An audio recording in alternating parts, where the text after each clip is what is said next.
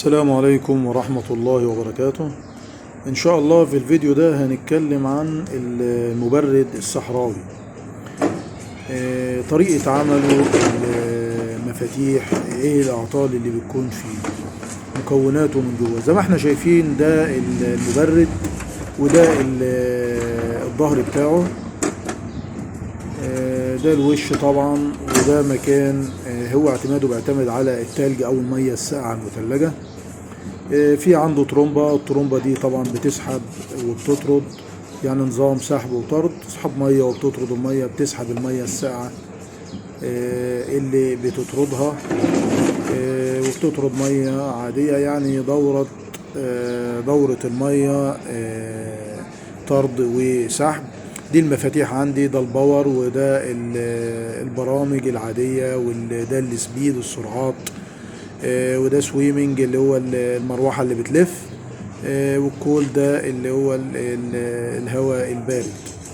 دي لوحة المفاتيح زي ما احنا شايفين، ودي الواجهة بتاعته. ده طبعا الوش من فوق بتاع المبردة. نفك الغطاء اللي ورا ده زي ما احنا شايفين. الريش دي طبعا بتساعد على التبريد اللي احنا شايفينه اهو، ده بيكون على ميه، والمروحه طبعا بتطرد الهواء، فدي بتخرج هواء ساقع.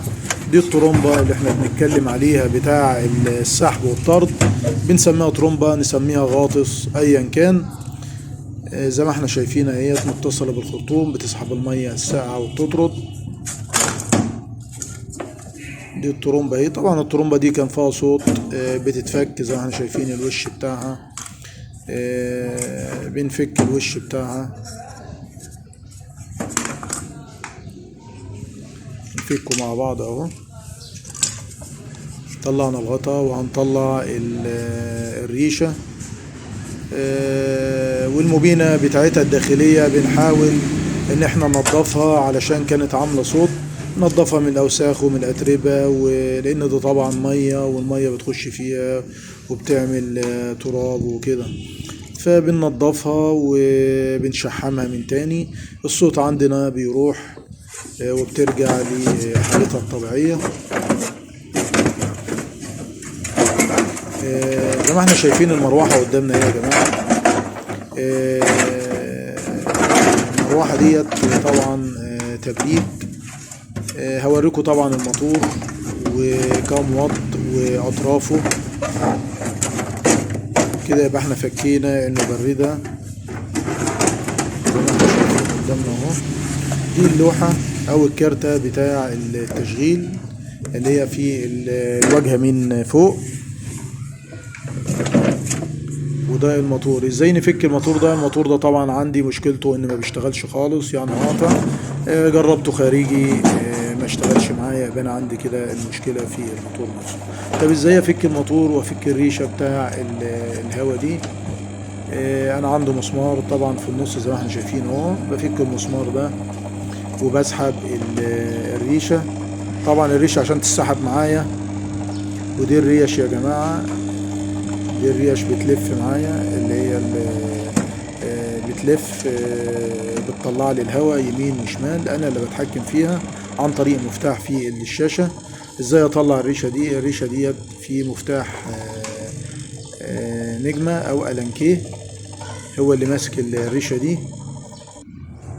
بنفكه اهوت فوق زي ما احنا شايفين. تمام، بنفك من هنا، وبتفك معانا نظام سن، هو ألانكيه نظام سن. وبسحب الريشة معايا، بتطلع معايا الريشة زي ما احنا شايفين اهو. بنضفها. ده الموتور بين قدام الاكس بتاعه. الموتور ده طبعا بيطلع طالع من الوش ده. بحاول ان انا اشيله عشان اشوف المشكلة ايه. فانا طلعته طبعا وجربته خارجي، وعند الاطراف بتاعته هوريها لكم اهو. ده طبعا بتصل بالجاك ده عشان بيوصل له كهرباء. هوريكم الاطراف بتاعته. طبعا انا عندي 6 اطراف او 7 اطراف. الموتور ده في طرفين طبعا، معروف طرف الكومن. الطرف الكومن ده هيبان قدامي، وهقول لك الوانه دلوقتي حالا.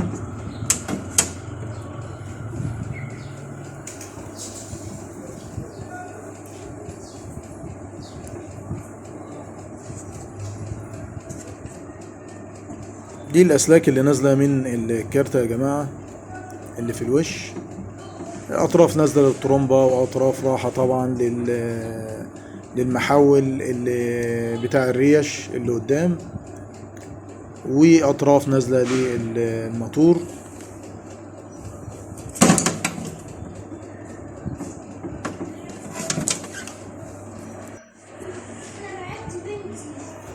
طبعا فكرة عمل المبردة دي بتعتمد على التلج او المية الساقعة زي ما انا قلت. ده الموتور قدامي اهو زي ما احنا شايفينه، فبجربه مباشر ما بيشتغلش معايا، بحاول ان انا الفه ومفيش فايدة، فانا طلعته خارج المبردة خالص، وقست اطرافه ولقيت الاطراف قطعة، فاوتوماتيك كده على طول، يا اما يتلف يا اما اجيب واحد جديد اهو زي ما احنا شايفينه اهو. ودي الاسلاك بتاعته. دي طبعا البيانات بتاعته يا جماعة. عندي 2 4 5 6 اسلاك 6 اطراف. البلاك طبعا الاسمر ده هو الكومن، والبراون اللي هو البني مكثف، والوايت والاصفر والابيض والازرق والاحمر دول السرعات معايا او المود. ليه